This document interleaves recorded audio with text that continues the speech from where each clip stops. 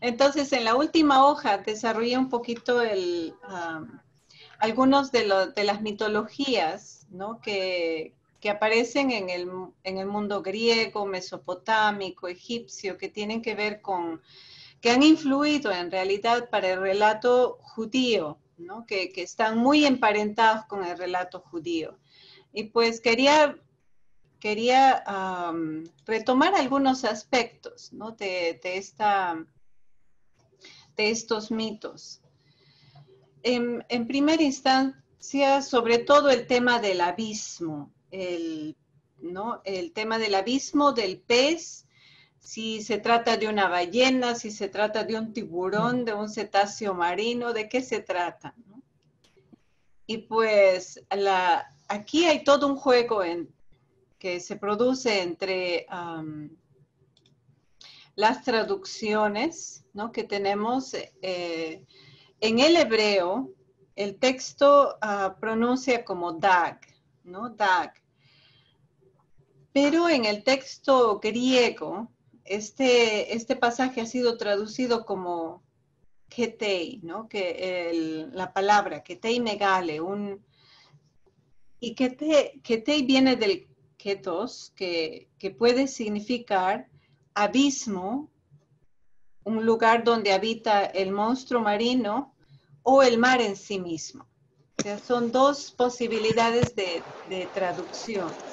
Entonces, en realidad, cuando se habla de que fue lanzado al mar, puede ser que el mar mismo se lo tragó, ¿no? O que más adelante viene toda la interpretación de que ha habido un pez, un monstruo marino. Pero ya con la influencia del latín, porque después nosotros hemos heredado la traducción en español o en inglés a partir del texto en latín. Y el texto en latín usa la palabra cetus para traducir el ketei megale o el ketos. Y obviamente cetus hace referencia a un cetáceo, una ballena. Y por eso nos viene toda la idea de que, pues, ¿no? Él fue comido por una ballena. En realidad, en la cultura fenicia, hay toda una creencia en el dios llamado Dagón. Si ustedes ven la figura ahí que está de amarillo, ¿no? El dios Dagón era un dios que tenía una forma de pez. Y este dios no solamente era reconocido por los pueblos del mar que están cerca de Israel, los pueblos de Palestina, sino también conocido en Mesopotamia en relación a los pueblos que están cerca del mar o a la gente del mar, les llamaba. Y este dios Dagón tiene la forma de este cetáceo que por ahí también está emparentado, ¿no? Por ser el lenguaje adoptado por los hebreos que también han tenido mucha influencia fenicia. De ahí podría venir el nombre Dag, ¿no? El Dag de este elemento que se traga ¿no? a Jonás. Pero hay otras leyendas que también hablan en el mundo griego sobre esta lucha constante, ¿no? Del ser humano con aquello que es desconocido, lo que habita en el mar, lo que habita en los abismos, lo que habita en el fondo del agua, donde el ser humano no tiene control. Y aquí aparecen muchas mitologías, ¿no? Por ejemplo, Manuel mencionaba sobre Dionisos, ¿no? El dios Dioniso que fue rescatado por delfines y que fue regresado a la tierra. Entonces los delfines representan, ¿no? En esta mitología como los restauradores de la vida. Y por eso, pues hasta ahora, ¿no? En algunas de las a las personas que rescatan algunas de las tradiciones antiguas, también ven la importancia de los delfines, ¿no? Y les gusta usar signos de delfines, etc. También en Corinto hay estas leyendas, ¿no? En relación a los delfines como estos animales que son protectores del ser humano frente al caos del agua o al signo de muerte que puede ser el agua. Y entonces en Corinto hay una mitología sobre un héroe que se llama Arión, que al estar en alta mar se perdió y fue circundado por delfines. Uno de ellos se lo tragó y lo regresó hasta donde debía llegar, hasta la tierra. El delfín hizo todo lo posible para que este héroe regresara a su tierra natal, pero en este esfuerzo el héroe, que estaba tan feliz, se olvidó de que el delfín no, estaba varado en la costa y se murió. Y hay toda una leyenda de cómo fue enterrado el delfín con honores, etc. Y también hay esta leyenda que aparece en el mito de Heracles sobre Jasón. No hay muchas explicaciones, pero si ustedes ven en la figura que está de negro, ¿no? Jasón saliendo de la boca de este monstruo marino, ¿no? En este caso no es un delfín el que ¿no? Sino que se trata más bien de una batalla entre el monstruo marino y la batalla por la supervivencia. Hay otras narraciones que aparecen también en la mitología de Hércules, el dios romano, o Heracles, el dios griego, que es el mismo, ¿no? De esta lucha constante entre el monstruo marino y el héroe, ¿no? Y se habla, por ejemplo, en una de estas narraciones de que fue 3 días y 3 noches, ¿no? Estuvo luchando con un monstruo marino en el fondo del monstruo marino y logró liberarse. Y para coincidencia, pues esta batalla se produce muy cerca de Jaffa, ¿no? Jopa. Entonces también hay cercanías o hay afinidades entre una narración y la otra, entre los detalles que aparecen en una mitología y en la otra. El nombre Jonás, ¿no? También el nombre Jonás aparece a partir de todas estas otras narraciones. Hay un dios, por ejemplo, conocido como el dios Oanes, ¿no? Que está representado por las dos figuras marinas que logra recibir el ala para salir, ¿no? y lograr liberarse. Y pues por ahí estaría identificado en la época, ¿no? Esto es más mesopotámico, con el nombre de Johannes, que es el nombre de Jonas, ¿no? Cerca del nombre. Acerca de los 3 días en los que Jonás permanece, también hay muchas otras mitologías ya de tipo solar, ¿no? De tipo solar. Porque cuando se considera, por ejemplo, el solsticio y el equinoccio, que son fenómenos naturales, hay pueblos que van a llegar a relacionar el tiempo en el que el sol permanece mucho más bajo, ¿no? Por un periodo de 3 días.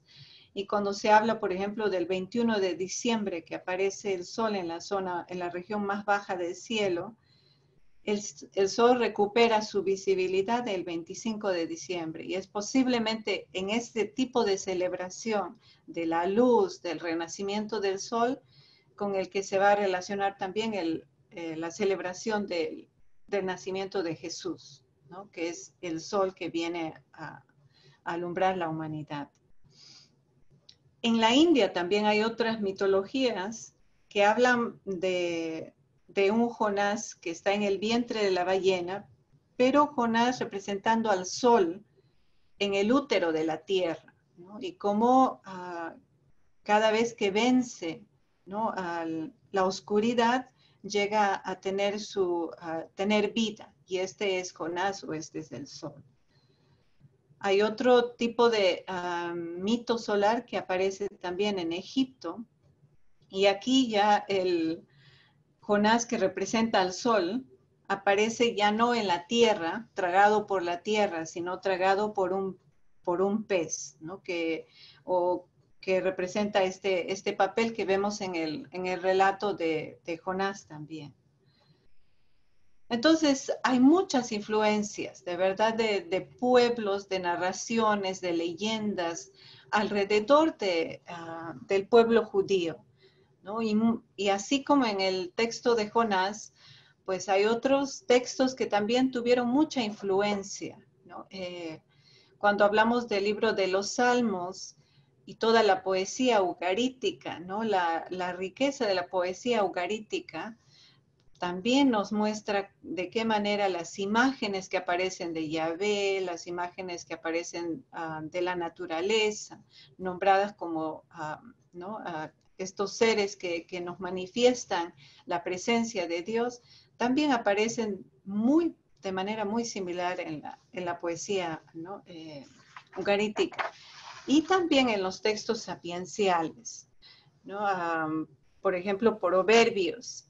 Tiene tantas influencias de proverbios que son egipcios, de la sabiduría, ¿no? Que vienen en las escuelas del palacio egipcio, del palacio de Babilonia, ¿no? Entonces, hay mucha influencia internacional para lo que nos queda como sabiduría del pueblo, la sabiduría que quedó, los dichos, las máximas, ¿no?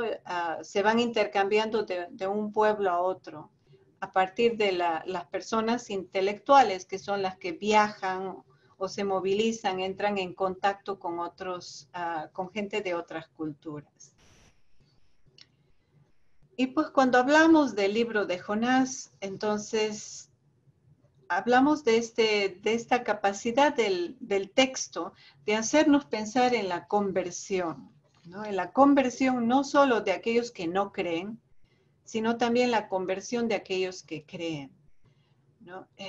Y cuando ayer hablaba de esta posición de la iglesia hace muy poco, ¿no? De nuestra mirada tan sesgada de que fuera de la iglesia católica no hay salvación, y que con eso hemos permanecido por mucho tiempo lejanos a las riquezas de otros ritos religiosos, donde también está la semilla de Dios, está la semilla de la revelación, y reconocer todos los esfuerzos que estas otras religiones, estas otras acepciones de fe también tienen, que pueden ofrecer para el mejor, ¿no? Una mejor vida de toda la humanidad y de toda la creación. Y quizás sería bueno preguntarnos, ¿no? ¿Hasta qué punto en nuestras familias, en nuestros círculos todavía permanecemos cerrados, ¿no? A estas otras tradiciones? Llegando a Estados Unidos, por ejemplo, aquí yo encuentro hay oportunidades de reuniones con grupos religiosos, pero hay muy poco intercambio, y quizás es porque la necesidad misma no lleva a los grupos para preocuparse o trabajar en conjunto. Pero en Latinoamérica, en Perú, han surgido esfuerzos muy, muy interesantes, por ejemplo, entre mujeres, ¿no? Hay un círculo interreligioso de mujeres, y este círculo interreligioso lo que trata de hacer, se reúne mensualmente, pero reconocer los esfuerzos de mujeres empoderando a otras, ¿no? Los esfuerzos de grupos de viudas o de huérfanos del terrorismo que siguen trabajando por otras mujeres que todavía tienen, ¿no?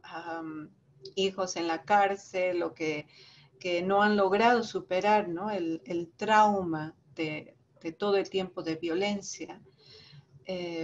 Otros círculos de mujeres que trabajan en torno al cuidado de la naturaleza, ¿no? Que vienen de estos grupos con influencia hindú, con influencia bahá'í. Entonces es importante reconocer que también, ¿no? Cómo nuestra fe ha recibido tanto ancestralmente de estos otros grupos. Y pues también hoy en día el desafío es el trabajo en conjunto, el esfuerzo y el reconocimiento de cuáles son las semillas de Dios, de la revelación divina presentes, ¿no? En estos grupos. Y pues les quería presentar en un pequeño enlace que hicieron hace muy poco las religiones, el Círculo de Religiones en Perú por el tiempo de la pandemia, una oración que hicieron tanto por el Perú como por el mundo. Entonces voy a compartir esta oración que no dura más de 10 minutos.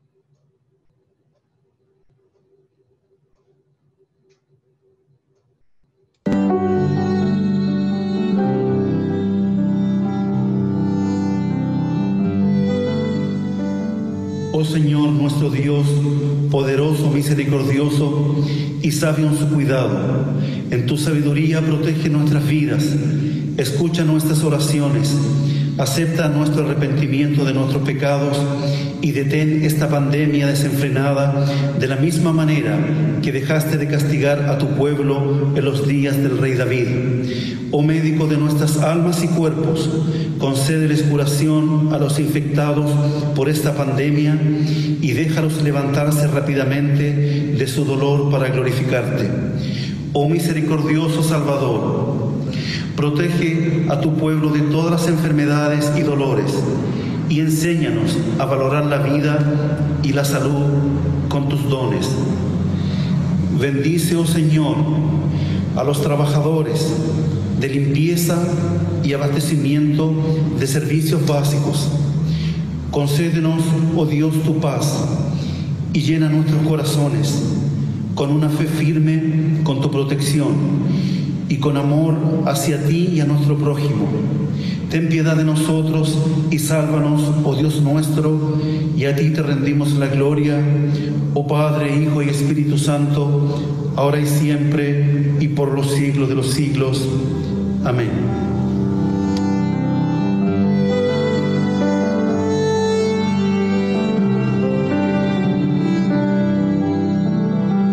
Padre nuestro, ante ti venimos hoy para adorarte y agradecerte por tu presencia en cada circunstancia de nuestra vida.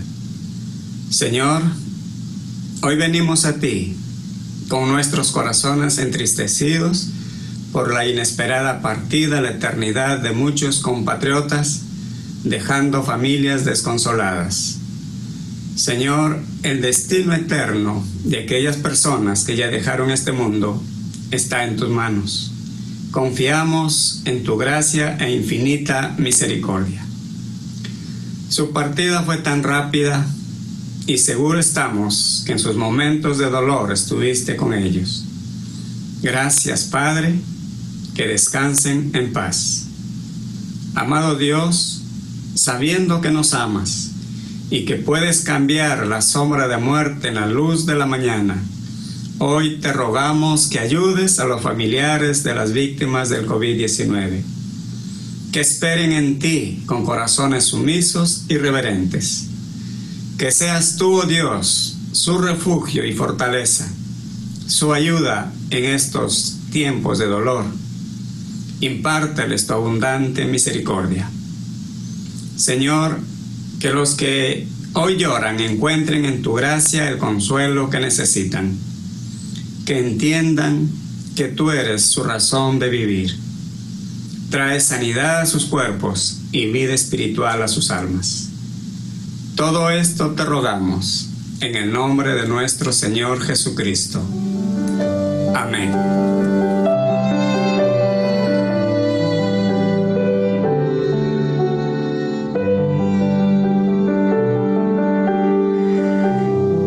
De la comunidad Bahá'í para la Compañía de Bomberos del Perú. Oh Dios, mi Dios, escuda a tus siervos leales contra los males del egoísmo y la pasión. Protégelos con el ojo avisor de tu cariñosa bondad de todo rencor, odio y envidia. Ampáralos dentro de la inexpugnable fortaleza de tu causa y libres de los dardos de las dudas, hazlo las manifestaciones de tus gloriosos signos. Ilumina sus rostros con los refulgentes rayos emanados de la aurora de tu divina unidad. Fortalece sus espaldas con tu poder que todo lo domina proveniente de tu reino de gloria. Alegra sus corazones con los versos revelados de tu sagrado reino. Tú eres el todo generoso, el protector, el todopoderoso, el benévolo. Abdul Baha.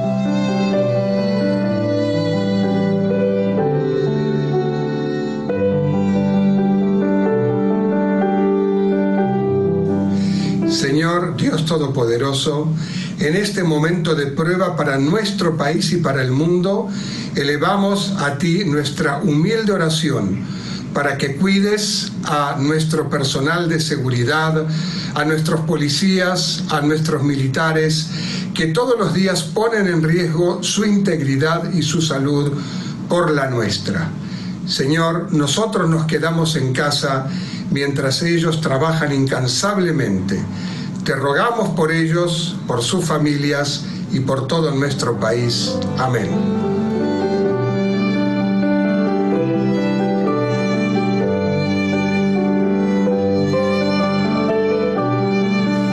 Siendo conscientes de nuestra esencia pacífica, nos conectamos con lo más puro de nuestro propio ser.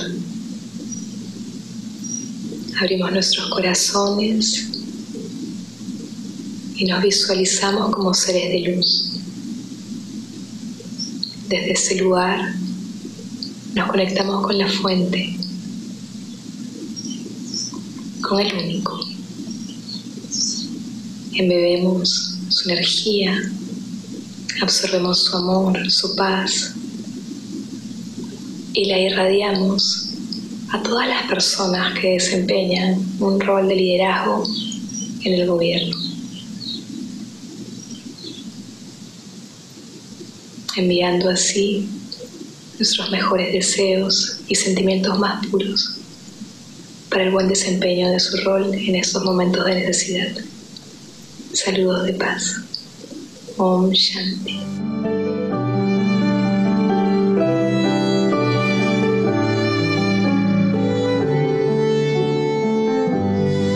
Señor, en este tiempo tan especial que estamos viviendo, queremos pedirte, Señor, por aquellas personas que se han quedado en algún lugar en el intermedio, Señor, de camino a sus hogares. Aquellas personas que están lejos de sus hogares, Señor, en medio de esta cuarentena, en medio de esta crisis sanitaria.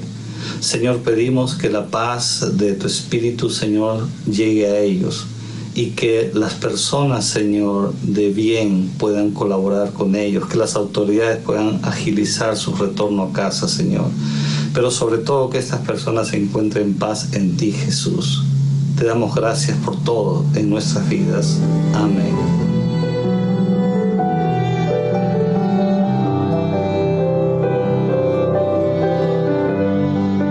Oh Allah, te rogamos indulgencia y bienestar en esta vida y en la otra. Oh Allah, cubre nuestras debilidades y sosiega nuestros miedos. Oh Allah, protégenos por delante, detrás, derecha, izquierda y encima nuestro. Oh Allah, concédenos un cuerpo sano, un oído sano, una vista sana. No hay otra divinidad salvo tú. Oh Allah, sálvanos de la epidemia del coronavirus, como salvaste a Noé del diluvio, como salvaste a Moisés del faraón, como salvaste a Abraham del fuego, como salvaste a Jesús y lo descendiste al cielo con tus milagros, como salvaste a Muhammad de los incrédulos. Sálvanos. Amén.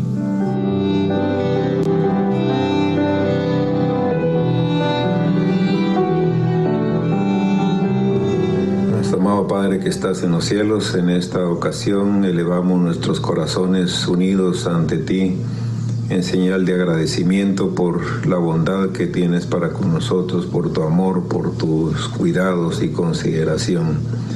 Gracias, Padre Celestial, por vivir en esta gran nación. Te suplicamos, Padre de todo corazón, que tu Espíritu pueda guiar la mente y el corazón y los actos de nuestros gobernantes. Bendícelos para que puedan tomar decisiones sabias e inspiradas. Bendice a nuestro cuerpo médico también, y enfermeros y enfermeras que luchan incansablemente por salvar la vida de nuestros amigos, de nuestros familiares, de nuestros vecinos. Padre Celestial, te amamos, te respetamos y rogamos que por favor llene nuestros corazones de fe, de confianza, de que tú estarás siempre con nosotros. Y lo hacemos en el nombre de Jesucristo. Amén.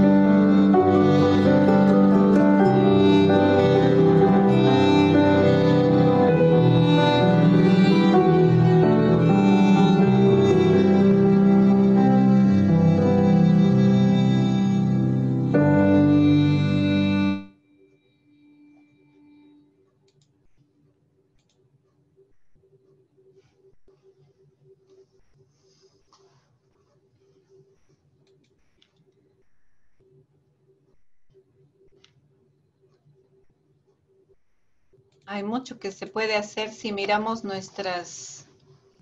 lo que nos une más allá de lo que nos divide, ¿no? Y si encontramos las palabras o los elementos que nos pueden unificar en un momento como este. Entonces, no sé si quieren compartir algunas de sus reacciones.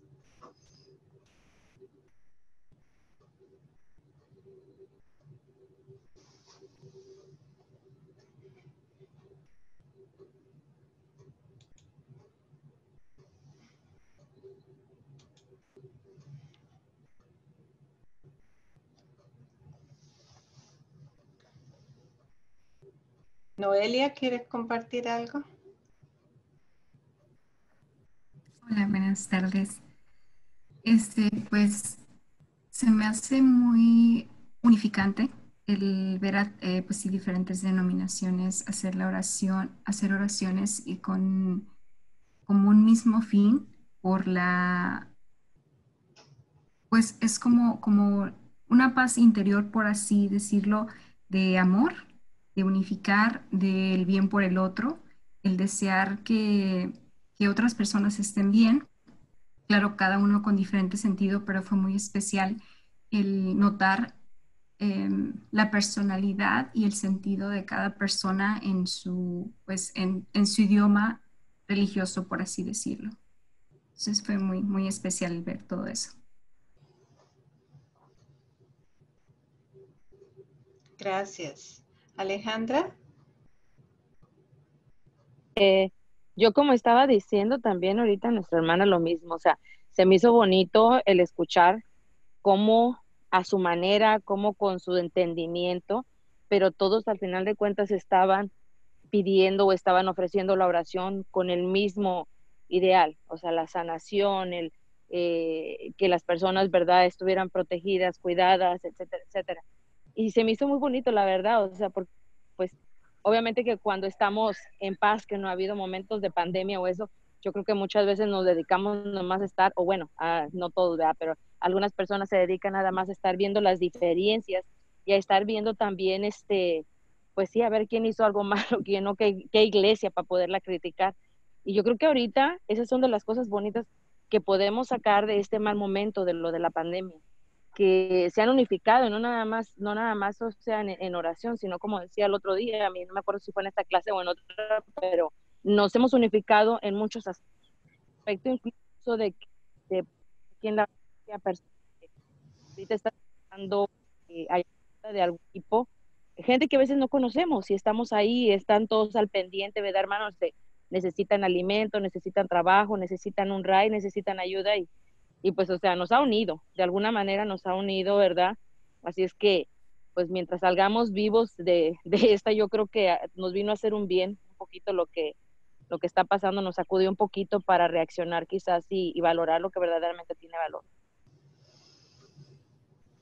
Sí, porque como iglesia, no sé cómo es la experiencia en los otros países, en la experiencia de Perú, la verdad es que la iglesia católica se ha considerado como la iglesia oficial del Estado, ¿no? Y pues siempre todos los énfasis han sido ¿no? en silenciar a los otros grupos religiosos, ¿no? El verlo, como dicen, los aspectos que nos dividen y minimizar, ¿no? En lugar de reconocer dónde están las semillas del reino en su mensaje, en su trabajo, ¿no?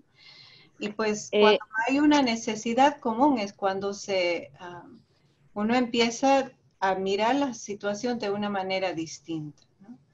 Nada más, pues como último comentario, antier, pasábamos yo y mi hija frente donde está una iglesia aquí, casi al salir de la casa, y había una línea grande, estaban regalando comida, había una línea muy grande, pasamos nosotros por ahí, y le digo yo a mi hija, me llamó mucho la atención que ellos tenían un anuncio afuera y decía, o sea, que estaban ofreciendo ayuda para quien la necesitara, ¿verdad? Y que no importaba de qué religión fuera. Y, o sea, y dije yo, ay, pues qué bonito, ¿verdad? Porque mucha gente a lo mejor necesita la ayuda y no se arrima porque piensan que, no, es que nomás es para los bautistas o nada más es para los metodistas, etcétera. Pero ahí aclaraba, no importa qué religión sea, si necesita ayuda con alimentos, puede pasar. Y digo yo, mira, pues qué bueno. Quería opinar. Gracias, Alejandra. Sí, Padre Marco, lo escuchamos. Muchísimas gracias. Felicidades a ustedes, peruanos, por esta forma de convivir estos diferentes credos. Aquí en los Estados Unidos, a Dios gracias, también es muy admirable cómo todos convivimos, colaboramos, participamos. Inclusive esto es muy reconocido a nivel internacional en la forma de cómo todos los credos podemos vivir, convivir y construir juntos. En México no es así, es como usted menciona, hermana. En México, el no ser católico automáticamente es un enemigo. Y la Iglesia Católica sí tiene esta actitud de que nosotros poseemos la verdad y todo lo que los demás dicen no vale. Y a la gente se le enseña eso. Todo aquel que no es católico es enemigo de nuestra institución, de nuestra creencia, de lo que somos. Inclusive hay quien apoyan fuertemente ataques muy serios contra aquellos que no son católicos. Es toda una realidad. Gracias, Padre. A ver, iPhone Ángel Cid. ¿Quién es? Que no lo puedo ver, pero tiene la mano levantada. Bueno, soy yo. Mi nombre es Ángel Cid de León Bujano. Ok. Solo quería agregar un comentario. Yo no sé por qué no me puede ver, pero es la primera vez que... apagada, creo. Pues preguntaré luego cómo la puedo encender, ¿verdad? O sea, pero sí lo escuchamos, no hay problema. Bueno, yo lo único que quiero decir es, somos muy egoístas los católicos. A veces rayamos en la soberbia porque creemos que somos los únicos que nos vamos a salvar. A pesar de que el Santo Papa Juan XXIII inició el ecumenismo, logró reunir los diferentes credos, pero somos así, o sea, hacemos grandes las cosas las cosas que nos diferencian y hacemos muy pequeñas las cosas que nos unen. En México es igual. El poder se centra en las plazas, y el poder está el gobierno, y a un lado está la Iglesia Católica. Es difícil poder separarlo, ¿verdad? A pesar de que ha habido situaciones difíciles en México, ¿sí? Como la época de los cristeros, Benito Juárez, etcétera, etcétera, ¿sí? Pero no sé por qué, ¿sí? Inclusive aún hoy en día nosotros tenemos reuniones y hacemos participaciones, y todo el mundo decimos la iglesia que fundó Cristo, la Iglesia Católica. Sí, claro, podemos decir que en el año 109, se me olvida ahorita de momento el santo que dijo: nosotros no somos una secta, sino somos católicos, en una de sus 7 cartas. San Ignacio de Antioquía. Pero católico significa universal. Universal, ¿sí? Y yo es lo único que yo, cuando tengo participación con hermanos, yo les llamo hermanos esperados. Yo no les llamo hermanos separados, hermanos esperados, ¿sí? Cuando tengo la plática con ellos, o sea, siempre les digo, decir que Cristo no es católico es decir que Cristo no es universal. Lo estamos limitando. Ponemos límites. ¿Sí? ¿Se estará riendo Dios o Jesús de nosotros? Posiblemente, o sea, no lo sé. ¿Por qué? Porque nosotros nos fijamos en puras nimiedades, puras cosas muy mínimas, y nos criticamos, ¿sí? Ese era mi comentario, nada más. Muchas gracias. Pues sí, es siempre, ¿no?, la tentación del pueblo escogido, ya en el primer siglo también el signo que aparece, ¿no?, en los evangelios. Jesús habla del signo de Jonás para su propio tiempo, ¿no?, por aquellos que se han convertido sin haber conocido, ¿no?, la fe judía, y sin embargo dentro del mundo judío no reconocer al Mesías, no reconocer al Hijo de Dios. Y es esta es siempre la tentación también en nuestro tiempo, reconocer que si somos pueblo elegido o si somos pueblo escogido, somos el único pueblo, creer que sí, o sea, no hay nada de qué convertirse. Ahí lo podemos ver, ¿no? Lo podemos ver, Ángel. Y reconocer que también, ¿no?, tenemos que convertirnos. La conversión es un proceso continuo, ¿no?, y una revisión continua de volver a los esenciales y aprender, pero también desaprender. Y a veces es lo que nos cuesta más, desaprender, porque hemos mantenido verdades doctrinales a las que hemos tenido que aprender a desaprender después del Concilio Vaticano II. Y todavía nos cuesta, ¿no?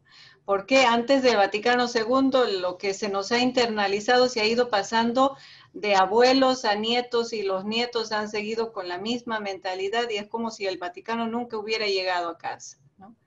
Y pues hay muchas cosas que de verdad tenemos que una y otra vez revisar y ¿no?, cuestionar de nuestras propias verdades, ¿no?, que decimos. Muy bien, Erika, y luego vamos a nuestra clase de Ageo. Muchas gracias, qué lindo escuchar esto. Me resonaban, una pregunta primero, ¿qué es Bahá'ís? Que no conozco. Es una religión ¿no? De tipo influencia hindú, que acepta a la gente de diferentes credos religiosos. En realidad, en sus templos consideran todos los simbología de la religión cristiana, de la religión judía, de la religión islámica, ¿no? Y es como un espacio de acogida para todas las criaturas. El fundador fue Baha'u'llah, que fue un hindú, y bueno, ahora la tumba está justamente en la Tierra Santa, ¿no? ¿Cómo se llama este lugar? Que está en el mar, Stella Maris. Está muy cerca ¿no? del lugar donde está también la cueva de Elías, etc. Entonces, es un área que es una religión de verdad que abarca, ¿no? Otros grupos religiosos. Y que tiene mucha influencia del pensamiento, sobre todo el pensamiento ¿no? hindú. Bien. Bueno, y quería rescatar esto. En Argentina también hay experiencias de diálogo interreligioso y ecumenismo muy ricas en este estilo, conocemos, y la verdad que es hermoso como signo de apertura y de diálogos que caminan juntos, me parece. Hoy justo hablábamos a la mañana en la clase sobre este tema de la sabiduría, la de la cruz, que no es la más grande ni maestra de otra, sino que es una más. Es muy lindo esto, y mientras escuchaba la oración y veía estos gestos de comunión y de espiritualidad abierta, también de escucha de la de los otros, me resonaba esto de Francisco como sabidurías también que podemos ir rescatando, de que en la Evangelii Gaudium habla de que dos cosas que me gustan, que el todo es mayor, como la suma de las partes, ¿no? Es superior a las partes, ¿no? Mi parte, mi cristianismo, mi catolicismo es uno más entre otros y un camino más, y otra que la unidad prevalece sobre el conflicto, y me parece que poder hacer estas acciones conjuntas con creyentes de distintos credos y miradas me parece también profético para este tiempo. Sí. Ahí está, el padre Juan Raúl tiene el libro sobre el Bahá'í, ¿no? Y en Chicago tienen un templo de verdad muy, muy bueno, muy grande.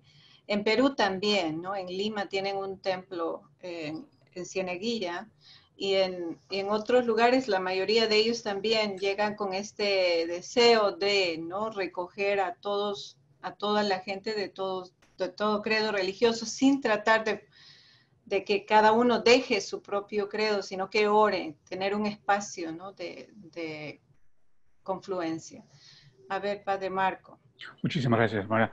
Hace aproximadamente 6 años, nuestro provincial claretiano aquí en la ciudad de Chicago me llamó y me dice, necesito que empecemos una estación de radio claretiana, pero quiero que no suene como radio católica, que sea una radio ecuménica y que vaya más que nada dirigida a la gente que es católica pero no practicante. Con éxito salimos al aire, se puede escuchar vía internet Radio Clareta América, se baja en sus celulares en una aplicación gratuita, transmitimos las 24 horas y es increíble el número de participantes y colaboradores de toda América Latina. Se las recomiendo, es gratuita, es radioclaretaamerica.com, la pueden bajar, escuchar las 24 horas, tenemos de todo. Y cuando ustedes la escuchan, parece, es meramente una estación ecuménica, pero menciono esto porque eso fue textualmente lo que nos dijo nuestro provincial. Quiero una radio auspiciada por los misioneros claretianos católica, pero que no suene como las tradicionales radios católicas. Muchas gracias por el comercial. Muy bien. Ahora nos vamos a Ageo. Vamos a regresar a la época persa. Y pues para entrar a estudiar al profeta Ageo es importante reconocer la situación, el contexto de la época persa, ¿no? El tiempo en el que el pueblo regresa del exilio, o termina el exilio babilónico, y se encuentra con diferentes propuestas de reconstrucción, diferentes tipos de visión de cómo reconstruimos aquello que hemos perdido en la destrucción, ¿no? Cómo reconstruimos no solamente de manera material, sino también la identidad de un pueblo, nuestra idiosincrasia, quiénes son el pueblo. Hay muchas interrogantes. Es un tiempo de muchas visiones que entran en confluencia, pero a la vez, pues son las visiones de aquellos que tienen la fuerza económica, la fuerza política, la que va prevaleciendo. Y hay que recordar que en este tiempo tenemos al pueblo en estos tres lugares: en Babilonia, en Yehud, que es toda la zona de Palestina, y en Egipto. Los deportados en Babilonia, tanto del 597, del 587, nunca aceptaron el no tener que regresar a la tierra. Muchos de ellos murieron en el exilio, pero mantuvieron esta esperanza en las generaciones jóvenes, ¿no? Y los hijos, los nietos, pues esperaban regresar a retomar sus propiedades, a retomar sus costumbres y la libertad de su cultura. En el destierro lo que ocurre son diversos sentimientos encontrados. Por una parte, odio con los enemigos, deseos de venganza, nostalgia de la tierra, ansias de liberación, crisis de fe y esperanza. Y es en este tiempo en el que se relee, ¿no?, el Éxodo con mucha más fuerza, porque el pueblo se encuentra en un nuevo momento de Éxodo. Y las tradiciones en torno al pueblo en el desierto llegan a ser importantes en este tiempo, porque esperan, ¿no?, la entrada de nuevo en la tierra de la promesa. Sin embargo, también hay problemas teológicos con este pueblo. Se preguntan si el Dios de los babilonios es más fuerte que Yahvé, como lo propaga el culto babilónico a Marduk. ¿Es verdad? Porque nuestro Dios es un Dios entonces de vencidos. Y luego cuando llegan los persas a liberar estos pueblos o a devolverles la posibilidad de regresar a sus tierras, se preguntan si es que realmente Yahvé a quien tienen que atribuir la liberación o es al Dios de los persas, ¿no? Al Dios de los vencedores, al Dios victorioso, al Dios militar, al Dios fuerte, etc. El Dios Yahvé hasta este tiempo había tenido características de guerreros, sí, pero las más preponderantes habían sido de las características de fertilidad. ¿Por qué? Porque era el Dios que proveía la lluvia, que daba posibilidad a las cosechas, que incluso en las zonas áridas como en el sur, ¿no?, proveía de estos fenómenos de lluvia que ocurrían tan rápidamente, y esto ocasionaba tanto la vida, posibilitaba la vida en medio del desierto. Esto en cuanto a todas los cuestionamientos, la situación que vivía el pueblo en el exilio. Los que se quedaron en una ciudad destruida. La ciudad de Jerusalén no llega a ser importante. Se mueve la capital de toda esta zona de lo que fue antes Judá hacia la ciudad de Mizpah. Y la mayoría de los habitantes no están en lo que fue la ciudad de Jerusalén, sino que están en los pequeños pueblos alrededor, en Ramat Rachel, Mizpah, Gibeón, en zonas donde hay cultivo. Este pueblo tiene que hacer alianzas con samaritanos, con moabitas, amonitas y árabes para sobrevivir. Tienen que entrar en comercio con estos otros pueblos o dejarse emplear por estos pueblos para sobrevivir. Y otra de las características es que aunque la ciudad estaba destruida, aunque Israel fue destruido, el altar siguió funcionando. ¿Por qué? Porque era el lugar donde se ofrecían sacrificios, desde donde Dios continuaba velando por su pueblo. Y entonces los líderes de las familias que quedaron en esta zona seguían, ¿no? Moviéndose hacia Jerusalén al altar, al lugar del altar, para seguir ofreciendo sus sacrificios, expiando sus pecados, etc. Los que se fueron al sur de Egipto fueron personas que por lo menos habían vivido el tiempo de la destrucción con algunos recursos. Y ellos se fueron no como militares, se fueron como empleados, ¿no? En la artesanía, como comerciantes hacia Egipto. Y se tienen vestigios desde esta época de un conglomerado de judíos, sobre todo en la parte sur de Egipto, que más adelante van a construir su propio templo. Ya hacia el siglo IV vamos a ver que hay 3 templos. Hay un templo en Jerusalén, hay un templo en Samaria y hay un templo en Elefantina. Y al parecer estos templos con sus representantes van a tener comunicación fluida unas con otras.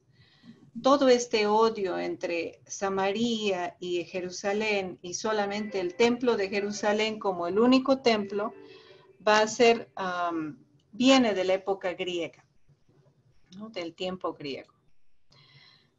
Entonces les hablaba de diferentes posturas o de diferentes perspectivas, de diferentes, ¿no? Visiones sobre la reconstrucción. Y hay un tipo de reconstrucción que surge a partir de un movimiento nacionalista. Y esta la encontramos específicamente en el texto de Nehemías y en Esdras.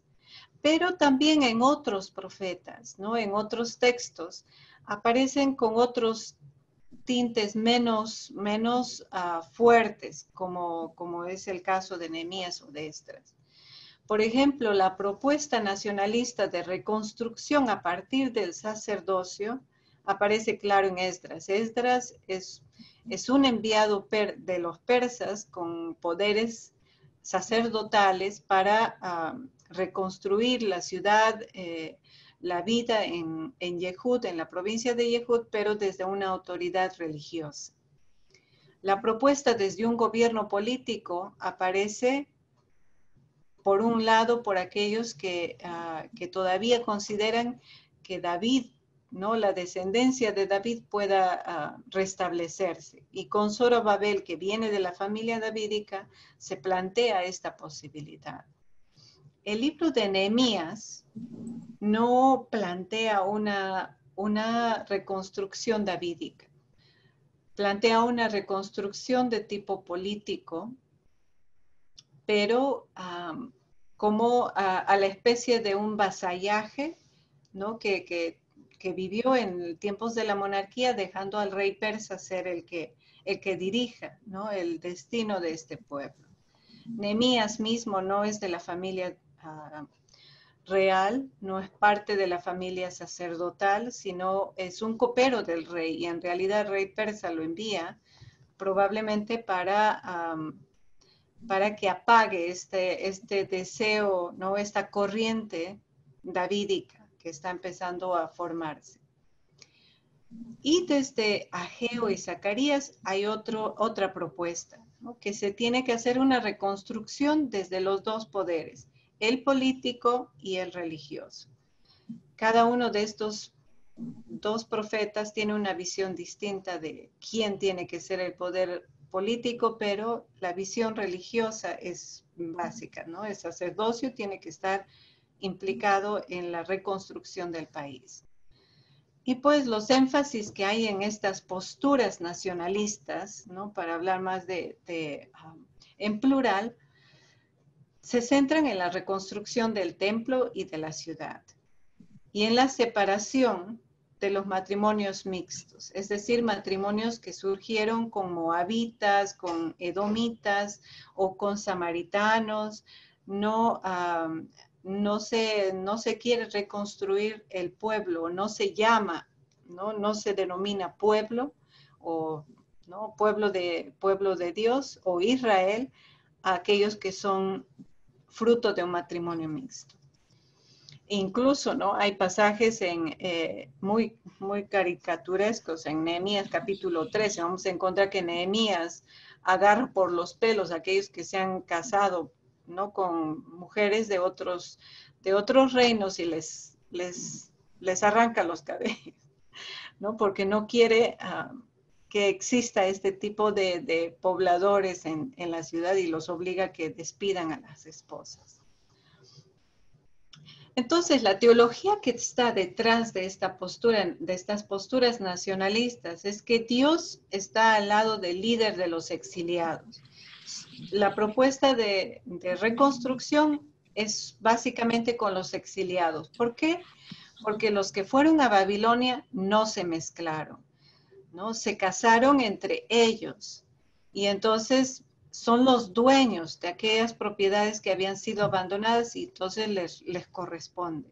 Y es con ellos que se tiene que restablecer. También encontramos una polarización. Entienden que el pueblo no encuentra una unidad, pero que Dios está del lado de los exiliados, está del lado de los que regresaron.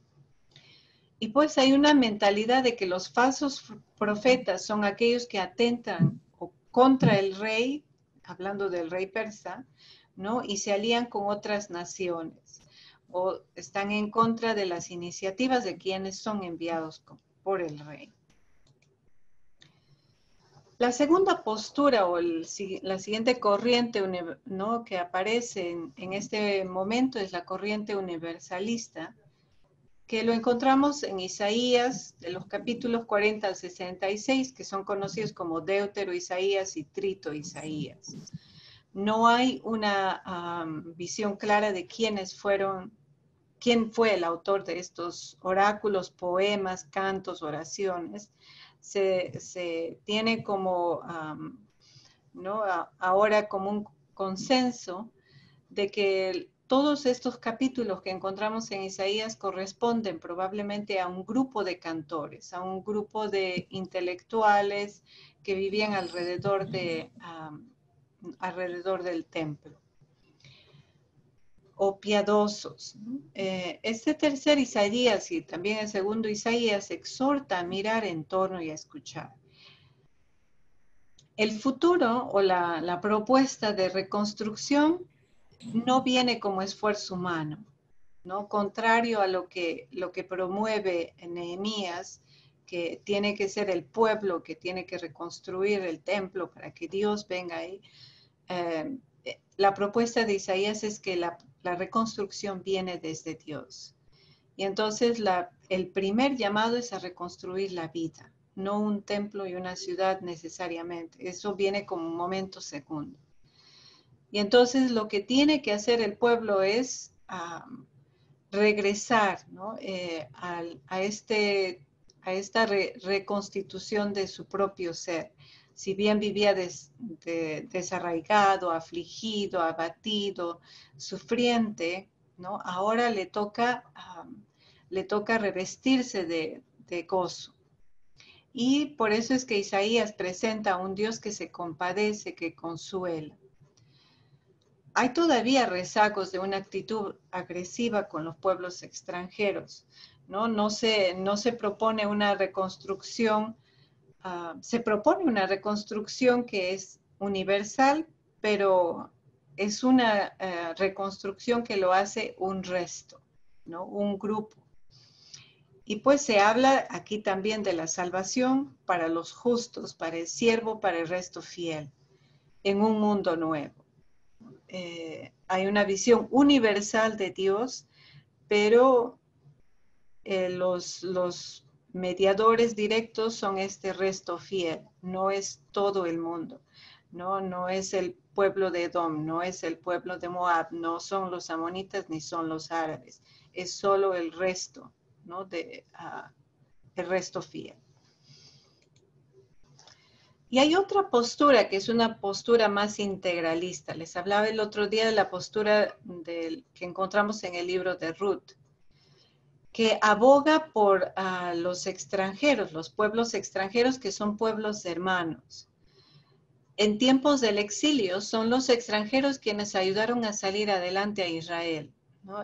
Cuando tenían toda la ciudad destruida, encontramos, por ejemplo, en las primeras páginas de esta novela de Ruth, que la familia, ¿no?, de Elimelech se va hacia Moab, y es en Moab que las mujeres acogen a los hijos, ¿no?, de este rey que fue derrocado, que ya no tiene vida, ¿no? Y una de ellas, que es Ruth, se casa con Mahlón, que significa debilitado, ¿no? Es un pueblo debilitado, se une a ellos.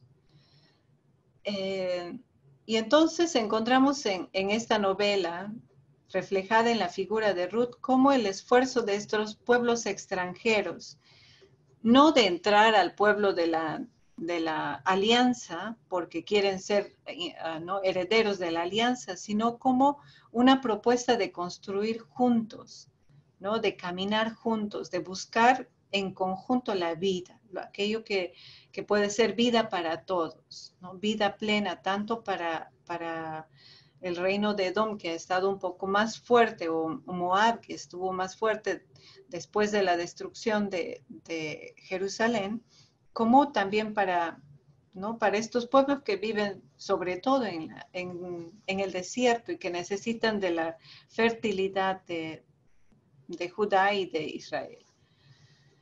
Y pues en la novela se incluye, ¿no?, que dentro del linaje de David hay esta sangre extranjera, y esto se le hace recordar al pueblo, ¿no? No creas que solamente, sobre todo respondiendo a la postura, ¿no?, nacionalista. Recuerda que también entre tus antepasados hay gente extranjera, y una de ellas es la abuela, ¿no?, del rey David. Y aunque vemos que el libro no es en realidad del todo inocente, porque también nos muestra una cultura patriarcal, una visión, ¿no?, un poco etnocéntrica, porque al final el hijo de Ruth ¿no?, es apropiado por la mamá del esposo, ¿no? Entonces se invisibiliza un tanto al extranjero, a la extranjera. Pero en algunas de las líneas podemos encontrar que esta visibilización de Ruth, del extranjero, de aquel que es marginado, aparece por las mujeres del pueblo, ¿no? Porque las mujeres del pueblo son quienes reconocen a esta moabita como aquella que vale mucho más que 7 hijos, ¿no?, para Noemí. Entonces son estas posturas, y en medio de estas posturas también encontramos profetas.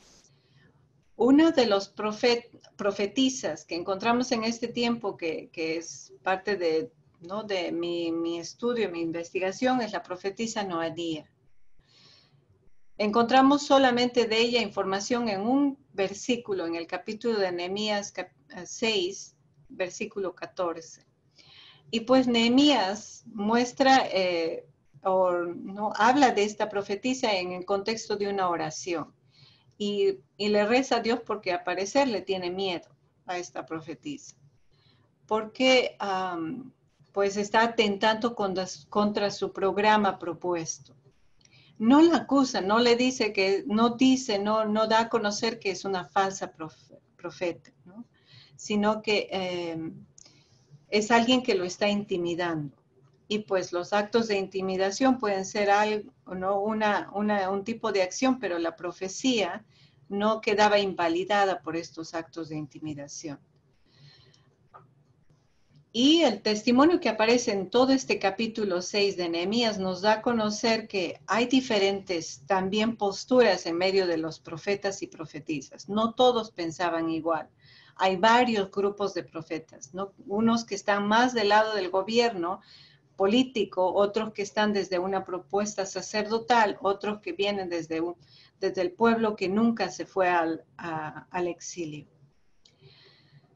Esta profetisa queda como testimonio que incluso en este tiempo hay mujeres que cumplen este rol de liderazgo, ¿no? Y pues hay otras mujeres que también aparecen con roles de liderazgo, como Jasoferet, que era una escriba. Esta profetisa es un tipo de profetismo que muestra un tipo de profetismo de activismo social.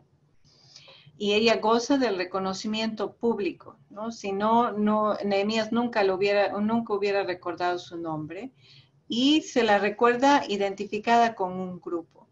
Hay otro profeta que aparece en este mismo contexto del capítulo 6, que es el profeta Shemaías, y otros profetas que estaban con él también en oposición a Nehemías, pero no parecen estar en el mismo círculo de Noadía. Entonces, hay también toda una polarización de profetas y profetisas. ¿Cómo situar entonces al profeta Ageo? Primero, para entender que el nombre Ageo viene de la raíz hebrea que significa hacer peregrinación, Hagag, ¿no? Hagag. El profeta Ageo señala con precisión, si vemos, son 2 capitulitos bien pequeñitos, ¿no? En el texto de los profetas, pero cada uno de sus oráculos señalan con precisión el día, el año, el gobernante, la situación política, ¿no? En la que ocurren estos oráculos. Y ya en el primer capítulo encontramos, ¿no? En el año segundo del rey Darío, ¿no? Del rey persa Darío, es decir, en el año 520. Y va a ir repitiendo una y otra vez el contexto de este primer oráculo, del segundo oráculo, del tercer oráculo y hasta el cuarto. La predicación de Ageo se extiende por todo este detalle que dan, ¿no? Desde el 29 de agosto del 520 hasta el 18 de diciembre del 520, antes de Cristo. Entonces, claro, nos da toda esta información, ¿no? Cronológica. Y probablemente porque es importante para el profeta que el pueblo reconozca el horario, el tiempo. Se menciona al gobernador político Zorobabel y al poder religioso representado en el sumo sacerdote Josué. Y mencionar a los 2 líderes también refleja esta política descentralizada de Darío, ¿no? Era algo muy único en el mundo persa, ¿no?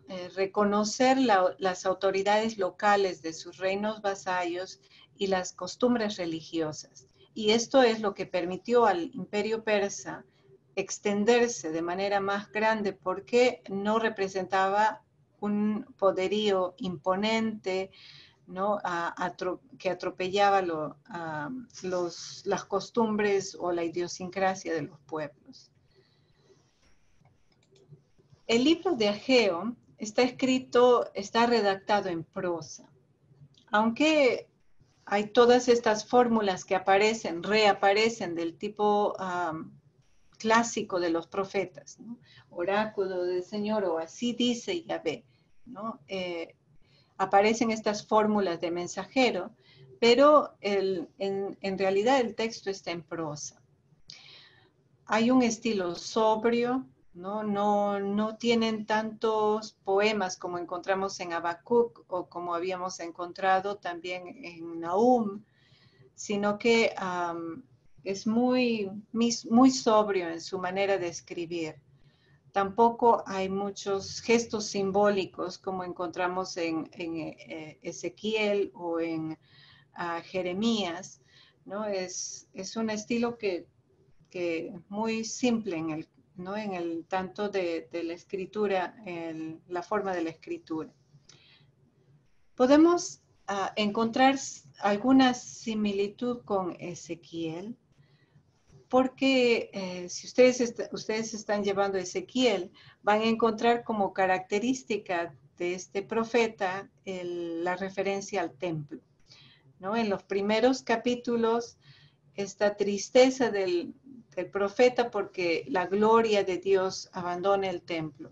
Y luego en los últimos capítulos, este apasionamiento, este deseo o este mensaje de consuelo porque la gloria de Dios está regresando al templo. Y pues también en el sentido de la visión, ¿no? de un pueblo con una estructura teocrática, ¿no? Con un culto bien estructurado, etc. Entonces, hay cierta cercanía y probablemente el profeta Ageo viene desde esta cercanía sacerdotal y por eso es que hay muchas similitudes con este profeta. Y sin embargo, hay también diferencias, ¿no? Mientras que Ezequiel habla de manera simbólica a través de gestos con su propia persona, Ageo no lo hace, es simplemente muy narrativo, muy discursivo. La otra característica del texto es que el tiempo es un elemento importante. Ya lo decía, precisa la fecha, el día, etcétera, pero también menciona el tiempo en varios momentos, ¿no? Es hora o es tiempo, ¿no? Esta es una característica propia. Entonces vamos a encontrar, hay diferentes posturas para estructurar el texto de Ageo. Lo que vamos a considerar son estas 4 secciones. Algunos piensan que hay 5 secciones porque se divide la unidad de capítulo 2 desde el versículo 10 al 14 y del 15 al 19. Pero reconociendo los datos históricos o cronológicos que aparecen, vamos a considerar 4 unidades o 4 secciones. Y en la primera sección hay una exhortación clara a reconstruir el templo. En el segundo momento vamos a ver una promesa de la ayuda divina en esta tarea de reconstrucción. En la tercera sección hay un mensaje hacia los sacerdotes o un diálogo, ¿no? que el profeta establece con los sacerdotes. Y a partir de este diálogo va a tener un llamado hacia el pueblo. Y al final se encuentra un mensaje más de tipo político, que es una promesa, ¿no? hecha a Zorobabel. Entonces, la primera parte es una exhortación, y más que exhortación es como una recriminación, ¿no? pero una recriminación con una capacidad persuasiva del profeta para llamar la atención del pueblo y para conseguir el propósito que busca. Se dirige a Zorobabel y a Josué directamente, pero a través de Zorobabel y Josué a todo el pueblo. Y entonces desde ya se puede ver esta visión del profeta de que ¿no? El pueblo está representado por sus líderes. No se habla a la masa, sino se habla a los líderes porque ellos son los que tienen en sus manos el destino del pueblo. Y les pide reconstruir el templo. Estamos a 20 años de haber terminado el exilio y el profeta les pregunta, ¿no? ¿Por qué? ¿Por qué es que no han reconstruido el templo? Ya han pasado 20 años. ¿Por qué el templo no está reconstruido? Y él presenta 2 argumentos para la reconstrucción del templo. El primero es que dice, es indigno que el templo se halle en ruinas mientras la gente ya tiene una casa donde vivir. Hay casas con paneles de madera, ¿no? Y probablemente esto lo dirige mirando la casa de Zorobabel y de Josué, porque las casas de la mayoría de la gente todavía no había logrado reconstruir en su plenitud y no tenían todos los lujos como él describe. El segundo argumento que presenta es que si mientras que el templo no se reconstruye. Ustedes dicen que no hay suficiente dinero para reconstruir el templo, pues mientras el templo no se reconstruya, la tierra no dará su fruto, porque no hay bendición, no hay presencia de Dios. Y entonces la reconstrucción del templo significa la reconstrucción de la economía. Es como un argumento para convencer al pueblo de que tiene que hacerlo. Y en esta primera unidad lo que sale a la vista es la característica de un Dios paciente. Al final la gente acepta, ¿no? Aceptan la reconstrucción que se va a hacer, escuchan, ¿no? Pero a la vez también podemos encontrar este principio de la retribución divina, o tratar de imponer un tipo de visión de Dios que requiere, ¿no? Una casa, que la gente lo haga feliz, ¿no? Para que Él también retorne la felicidad a su pueblo. Entonces, hay estos dos movimientos, dos aspectos que, ¿no? Uno tanto positivo y el otro no tan positivo, que podemos recobrar desde una lectura deconstruccionista o una lectura crítica del texto. En realidad es importante reconocer aquí también las reacciones del pueblo. Se dice que el pueblo escuchó, ¿no? Ellos escucharon y tuvieron miedo, ¿no? Y en este temor, a este temor Dios responde moviendo el espíritu, ¿no? ¿Y qué significa mover el espíritu? ¿No? Según la traducción del verbo, es no tanto mover, sino despertar el espíritu del pueblo, despertar este deseo de agradar a Dios, despertar este deseo de regresar a la gratuidad que han recibido de Dios, ¿no? A través de la construcción del templo. Y quizás en esta primera unidad nos podríamos preguntar, ¿no? ¿Qué tipo de mensajes a veces como iglesia también podemos estar dando a nuestro pueblo, ¿no? El Papa Francisco, nos hablaba a la luz de Ageo, de reconstruir la iglesia, ya no como templo, sino como iglesia de puertas abiertas, y dejar que entre a ella, ¿no? Que abrir como el elemento de subir, ¿no? Que aparece en Ageo. Y no tanto enfatizado en lo material, sino en ser una iglesia en salida, ¿no? No podemos, si bien podemos leer críticamente el texto, es importante reconocer también los aspectos que pueden ser reinterpretados o adaptados para nuestra realidad. Porque simplemente, ¿no? Transmitiendo de manera literal que a Dios le agradan los templos y que solamente en el templo está, podemos ir matando el espíritu, ¿no? De la iglesia como tal, y quedarnos con moles, ¿no? De construcciones que pues no tienen vida. Y aquí quisiera que hagamos una pausa y si alguien quisiera comentar un poco sobre esta primera parte. Mila. Sí. Me quedé fascinado con tu investigación que estás haciendo, que espero pronto leer, sobre la profetisa Noadia.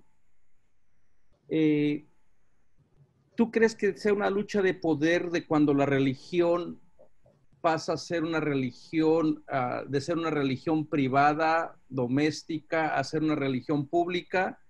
Y si ves alguna referencia también, por ejemplo, en Ezequiel con las brujas, las profetisas que se metieron a profetisas y que son brujas desde el punto de vista de Ezequiel y que atrapan a las personas con hilos.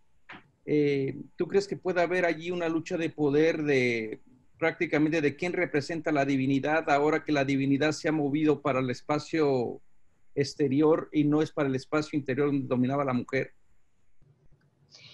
Bueno, son dos contextos distintos, ¿no? Ezequiel cuando emite sus oráculos, está hablando desde la época del exilio, donde todavía no hay, están fuera de la tierra. Y pues hay esta lucha entre si consolamos al pueblo o le llamamos a la conversión. Y es en estos primeros capítulos, ¿no? En la primera unidad, el capítulo 13, 17, por ahí, que está, el profeta hace mucho énfasis en la conversión, en el cambio, ¿no? Del llamado a la conversión. Y su lucha es contra los profetas, a quienes él considera como falsos, que están dando falsos consuelos, están, ¿no?, prometiéndoles que va a terminar pronto, que ellos son los que van a regresar, cuando probablemente esa realidad todavía va a continuar. Y pues el capítulo sobre las profetisas, en ningún momento Ezequiel las considera como falsas profetisas, ¿no? Es a los falsos profetas a quienes llama directamente falsos, pero a las profetisas las llama como mujeres que practican el encanto, ¿no? A través de estos implementos que hasta el día de hoy todavía son temas debatidos, ¿no? Si tenían espejos, si eran hilos, si eran un tipo de material que encantaban a los demás para que estuvieran fuera de la realidad y estuvieran en éxtasis, o si es que les hacían ver lo que venía hacia adelante como futuro, y que por eso consolaban al corazón de la gente exiliada. Pero sí, tanto en un momento como en el otro, estos indicios del ejercicio profético de mujeres, ¿no?, que aparecen entre líneas, porque no hay ningún libro que se atribuye a las profetisas, y hay muchas profetisas que hubo en tiempos de Israel, ¿no? Pero la mayoría de quienes establecieron el canon, pues tampoco les interesaba mucho tener escritos sobre mujeres, ¿no? Pero nos dan una muestra de que el ejercicio profético también fue ejercicio de las mujeres. Y si nos vamos más allá del mundo judío, en el mundo babilónico, en el mundo asirio, en el mundo transjordánico, el ministerio profético estaba en manos de mujeres. Era un ejercicio de mujeres. La mayoría de profetisas en Elam, en Emar, en Babilonia, eran mujeres. Habían muy pocos varones, pero también porque las divinidades eran tanto masculinas como femeninas, y había esta capacidad femenina de ver más allá de lo evidente, de leer las cosas con más profundidad, que eran más reconocidos, ¿no? Y en cambio, esta es una diferencia en el mundo de judío, ¿no? Que silencia, ¿no?, el ejercicio de muchas mujeres en Israel, y hay muy pocas que aparecen en los textos. Pero ya que aparezcan, por ejemplo, en el libro de Nehemías, solamente con un versículo, es capaz de decir mucho sobre este personaje, ¿no? Si se lee todo el capítulo, aparecen muchos detalles que nos dan a conocer que representa este otro lado, ¿no? En un texto que es nacionalista, que es muy cerrado, aparece esta figura, ¿no? Deja colar la figura del oponente y nos deja como evidencia que no todos estaban de acuerdo, pues, con él, a pesar que fue el proyecto que venció. Y quizás por esta razón también en este momento las mujeres que aparecen, como en el caso del Ezequiel, ¿no?, aparezcan con estas características de los movimientos estáticos, todavía de bastantes carismáticos. Todavía no estamos en el periodo de la profecía clásica que le llamamos, pero sí aparecen con estos otros elementos donde entran otros factores, ¿no? Toda la influencia babilónica, ¿no? Y el querer negar toda la influencia del extranjero en su propia cultura. Es un esfuerzo de diferenciarse con el pueblo babilónico, que tiene muchas profetisas, ¿no? Gracias, Mila, por saciar mi curiosidad. Ay, curioso. Bueno, Erika quería comentar algo. Tengo una pregunta sobre Ruth. Tal vez no sé si es para, bueno, pero apareció Ruth. ¿Cómo llega a quedar visible la historia de Ruth? Porque, o cómo lee el judaísmo la descendencia de Ruth?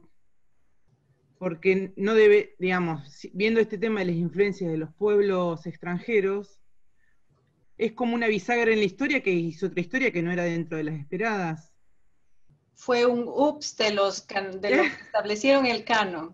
No, pero también había un tipo de interés, porque en el tiempo en el que se establece el canon hay este deseo de que otros se conviertan, ¿no? De hacer que los pueblos se conviertan. Y entonces esta es una historia de conversión de una mujer que se convierte al judaísmo y que entra, ¿no? Acoge al Dios Yahvé y entonces forma parte del pueblo. O sea, sí, en general no fue tan inocente ni tampoco tan, ¿no? Que no se dieron cuenta los que estaban ¿no? Acumulando los textos que podrían entrar, pero es muy interesante cómo en medio de la selección de los textos, pues entran también estas otras visiones que estaban en competencia, ¿no? La visión de Isaías, la visión de Ruth, la visión de Nehemías son distintas. Y esto nos habla de la pluralidad, ¿no? del mundo judío. Y que a la hora de establecer los textos, pues no silenciaron o no los mandaron al índex, ¿no? Porque no correspondían a una visión, sino que también los incluyeron como parte de esta diversidad del pueblo. Juan Raúl quería comentar. Sí, quería hacer un comentario así. Dice, estaba leyendo el versículo 13, el capítulo 1, con el oráculo de la presencia salvadora del Señor. Yo estoy con ustedes. Y eso me hace mucho eco en lo que Mateo señala en palabras de Jesús. Yo estaré con ustedes todos los días hasta el fin del mundo. Eso está en relación un poco con las dos bases que tiene Ageo para su profecía, es decir, la reconstrucción del templo y una visión escatológica. Sí, hay todavía un debate para este tiempo si es que el profeta realmente estaba hablando de manera o tenía una visión mesiánica y escatológica, porque todavía no es el tiempo en el que se va desarrollando esta perspectiva. Pero probablemente en el momento de la compilación de todos los textos, ya en el siglo III o II, sí, ¿no? Se va añadiendo estas nuevas relecturas escatológicas al libro. Desde el aspecto más contextual del momento de la época persa, se habla de una presencia histórica del Dios, ¿no? Y una presencia histórica a través de lo físico, que en este caso es el templo o la práctica cultural, la práctica litúrgica, ¿no? Más adelante que estos mismos versículos hayan sido recargados con una visión escatológica que sí, yo estoy aquí no físicamente, sino estoy en presencia como, ¿no? Acompañándolos en el devenir de su historia y en la figura del Emanuel, ¿no? Pues viene todavía con una, ¿no? En el proceso de relecturas del texto. Entonces, ¿hasta cuándo esta es la opinión ¿no? de la mayoría de estudiosos, que cuando Ageo pronuncia estos versículos probablemente no está refiriéndose a un futuro escatológico, sino a un futuro histórico todavía. Para la segunda unidad, ¿no?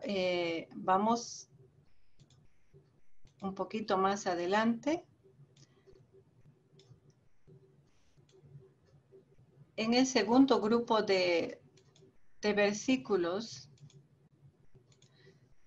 encontramos aquí, después de la exhortación a reconstruir el templo, vamos a encontrar la promesa de la ayuda divina en la tarea. Porque el pueblo, como que ve que no va a poder reconstruir el templo, que no tiene los recursos o no es el tiempo o no siente que es una tarea que va a llevar a cabo, ¿no? En el versículo 12, es verdad, pronuncia, ¿no?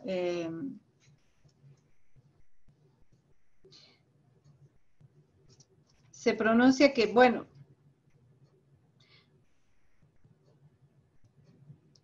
yo estoy con ustedes. Y luego se habla de que ellos empiezan a reconstruir en el versículo 15, todavía se dice, ¿no? Y vinieron y emprendieron las obras del templo de Yahvé Sebaot. Era el día 24 del sexto mes. Hay todo un tiempo de demora entre el momento en el que se pide la reconstrucción y el momento en que se empieza la reconstrucción. Y pues ya desde el capítulo segundo se empieza a hablar ¿no? de toda esta serie de incapacidad o de duda de que el pueblo va a seguir. Y una nueva promesa aparece en boca del profeta que dice, Yahvé está con ustedes, no teman, ¿no? No teman, van a poder lograrlo. Y se habla de las riquezas del mundo, se habla de las riquezas de las otras naciones, van a contribuir para la construcción del templo. Y en este sentido también para la reconstrucción de la dignidad del pueblo. Se habla una vez más con un lenguaje muy parecido al de Ezequiel, de que la gloria de Yahvé, ¿no?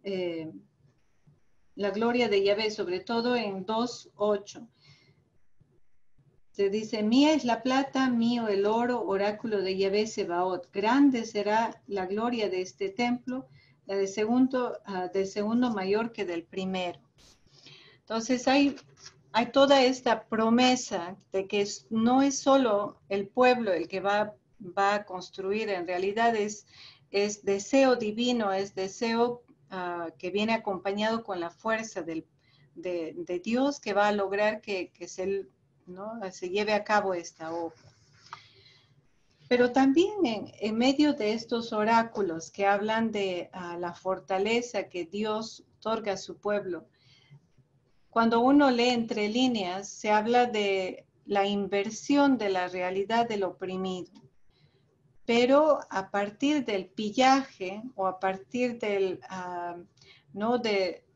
sacar todas las riquezas de los otros pueblos, de quienes fueron opresores para que la ciudad se reconstruya.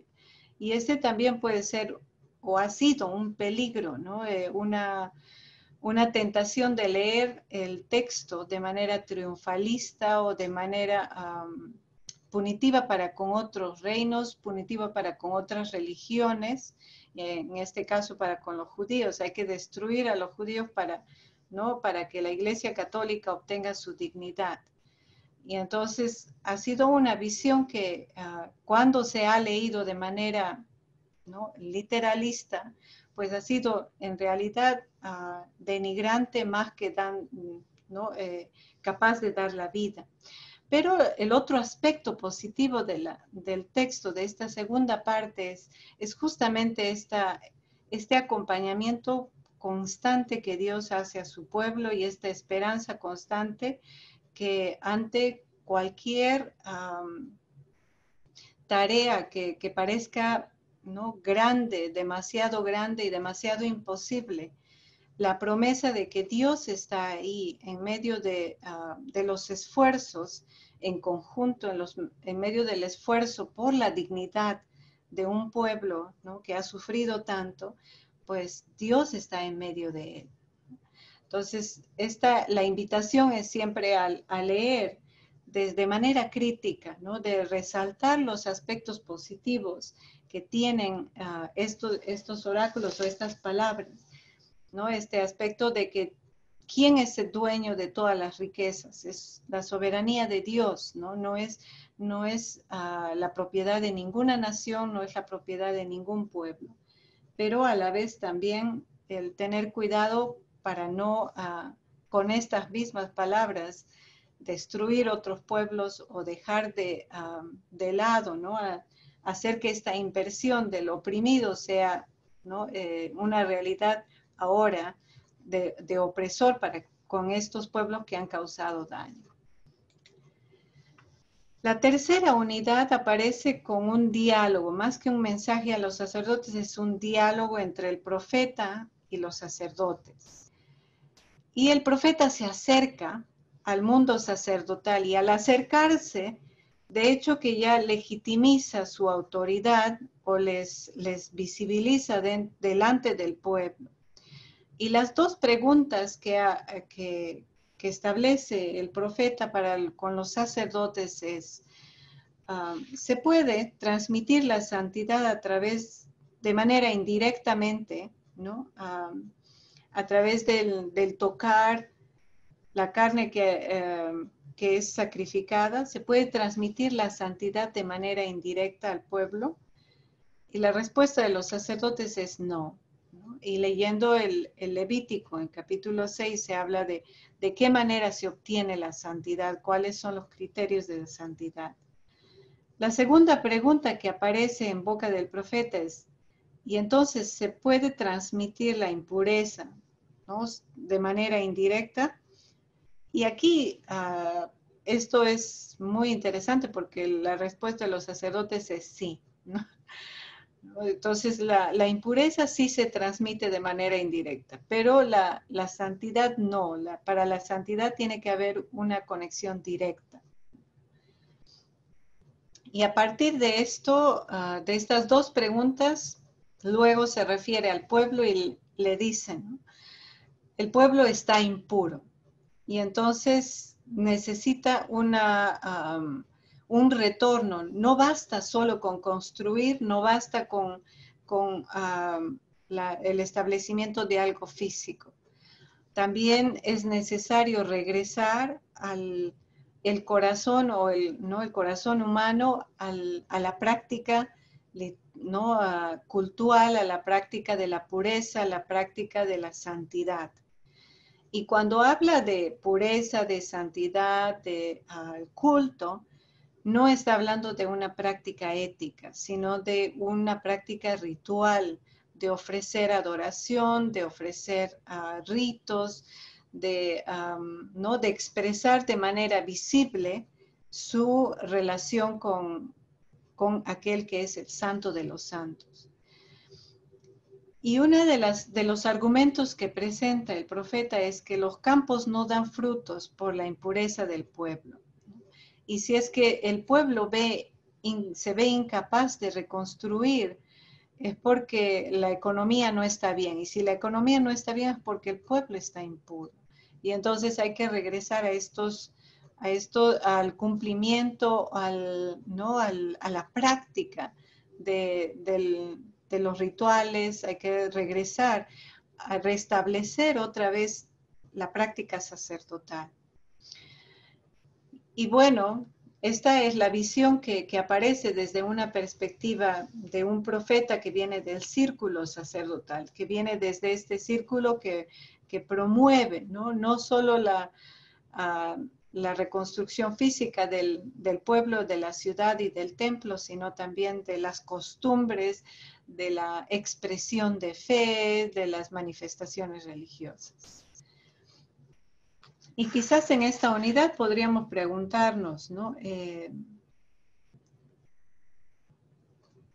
¿Qué significa para nuestro pueblo, ¿no? Reconstruir para nuestra propia comunidad?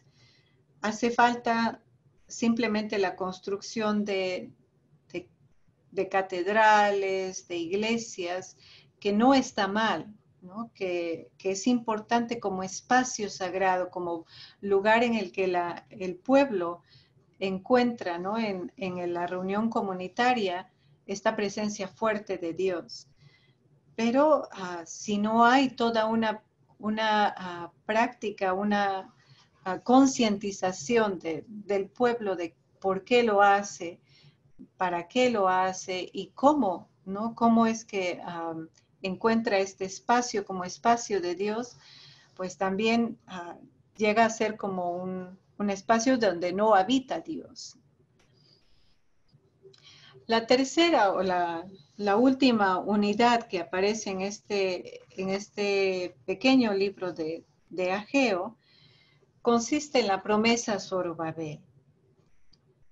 Y en esta última parte se habla más bien tiene un tono más político. Se habla de los reinos paganos que van a ser destruidos. Se anuncia la conmoción de cielo y tierra, es algo muy común también en las profecías de Amós y de Oseas, para ver de las maneras en las que Dios se hace presente, las maneras en las que Dios obra su poderío o se hace visible para su pueblo. Pero aquí se promete a Zorobabel los dos títulos que eran importantes, ¿no? Desde ya el tiempo de la monarquía, como también en la época del exilio. Se habla de Zorobabel como siervo y como elegido. Y pues la visión de Ageo es clara, ¿no? Está abogando por una restitución del pueblo a la monarquía, un retorno, una reconstrucción del pueblo al estilo pasado, al estilo antiguo. Y aquí se me pasó el inglés. Dios está a cargo de todo, ¿no? A pesar de que se trata de una reconstrucción en la que se requiere el esfuerzo del pueblo, el profeta nos recuerda que es Dios quien está a cargo de la reconstrucción, es Dios quien tiene como sueño el habitar en medio de su pueblo, el estar con su pueblo. Y es este Dios que da a conocer su fuerza a través de los líderes que aparecen en medio de su pueblo. Y aquí quisiera que comentáramos un poco, ¿no? Que ya mirando de manera conjunta todos estos dos capítulos,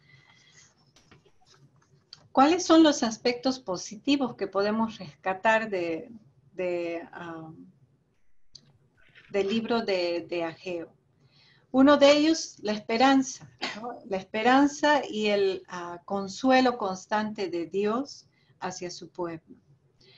Y este mensaje de que Dios está con ellos en las buenas, en las malas y en las peores, en el proceso de reconstrucción de la dignidad de un pueblo.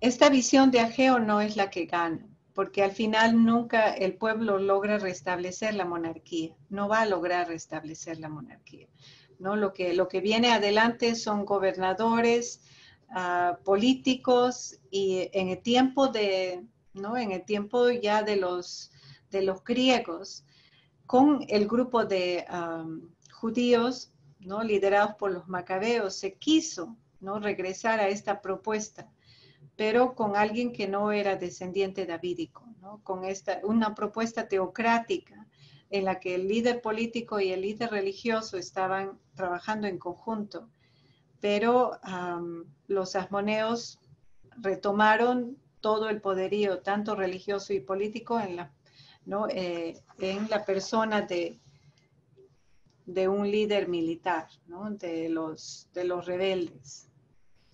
Entonces, aquí me gustaría recoger cuáles son las otras perspectivas, otras reacciones que les produce, ¿no? el estudio de Ageo.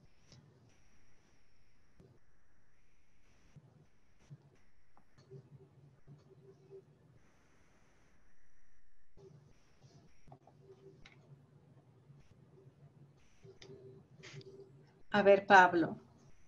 Ok, casi nunca, no quería yo, bueno, ya que nadie opina, yo voy a opinar. Hay una cosa que yo veo mucho en esto, y no sé si esté en lo correcto o no, pero yo veo que están tan aferrados en la construcción del templo que yo siento que es como hoy en día que nosotros estamos tan aferrados a que todo lo que tenga que ver con Dios lo tenemos que hacer a través de la parroquia.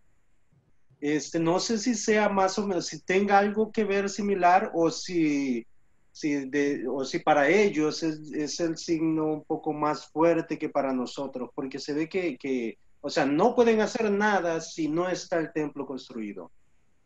Y es que el templo era signo de identidad para el pueblo, ¿no? Había sido desde la época monárquica el centro, ¿no? de la presencia de Yahvé. La presencia de Dios estaba en el templo. Y pues a partir del templo, los reyes son calificados por buenos reyes, reyes más o menos, o reyes malos, de acuerdo a la relación que habían tenido con el templo, si habían ido a sacrificar al templo, si habían hecho que el templo mejore, ¿no? Si habían construido algo en el templo, si habían donado algo en el templo, si eran personas que acudían normalmente ¿no? al templo, porque era la morada de Yahvé, era el espacio desde donde se transmitía la santidad. Y no, bueno, hay un tipo de distancia entre lo que concebimos como lugar físico nosotros, entre la parroquia, ¿no? Con lo que los judíos consideraban como templo. Para ellos era esencial. El cristianismo no surgió en el templo, al contrario, surgió fuera del templo. Pero para nosotros la parroquia es como el espacio de la comunidad, y es la comunidad la que tiene preponderancia. Y cuando hablaba del Papa Francisco y este énfasis, ¿no? Esta interpretación de Ageo que él hizo, es justamente para reivindicar o para recuperar esta visión de la iglesia como pueblo, ¿no? No somos una iglesia que ha nacido a partir de un edificio que considerábamos que ahí estaba la presencia de Dios, sino a partir de una persona.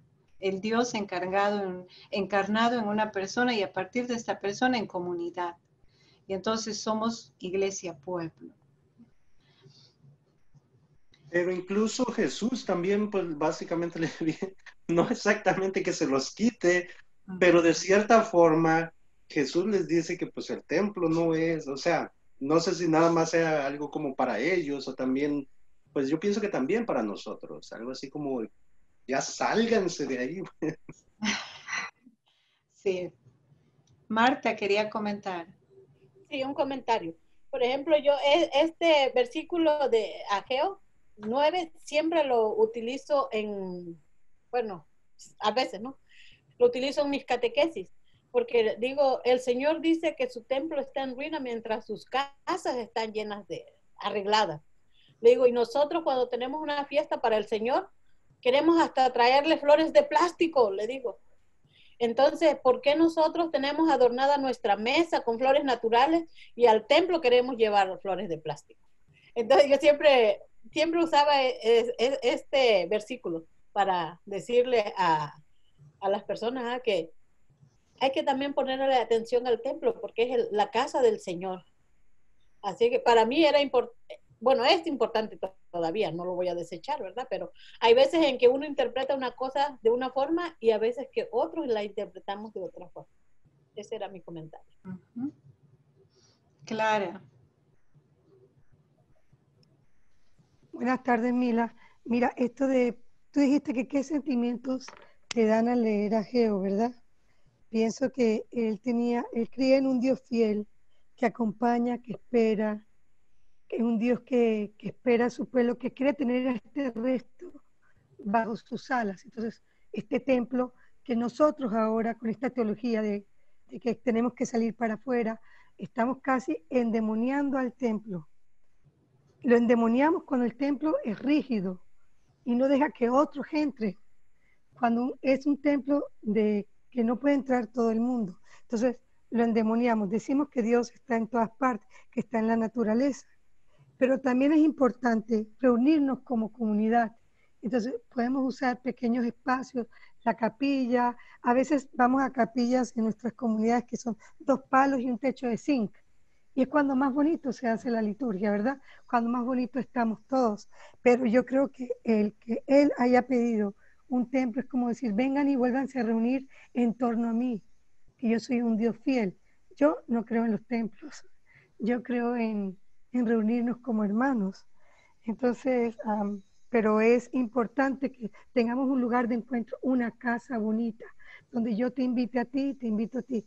A mí me duele todavía, y lo digo como misionera, que no he podido. ¿Cómo es posible que vengan las mujeres, que son las que llevan la fe, de tan lejos caminando 2 horas, 3 horas, en caballo 2 horas, y no puedan comulgar?